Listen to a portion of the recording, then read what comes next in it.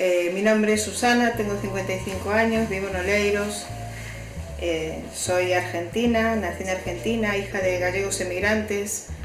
Ellos han hecho el camino de ida y yo me propuse hacer el camino de vuelta con mi marido. Vinimos de luna de miel y nos quedamos, nos gustó la tierra.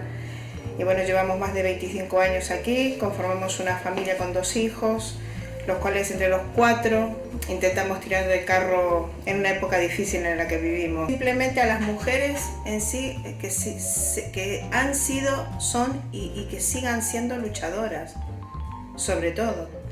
Yo creo que el 8M nos representa como mujeres, sobre todo luchadoras en todos los sentidos.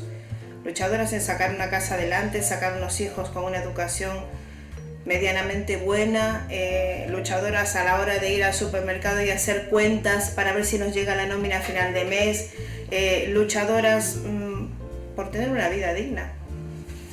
Hay gente que es súper machista, donde el hombre es el hombre y los ideales del hombre y la responsabilidad del hombre, y yo siempre digo, el día que falte el hombre, ¿qué?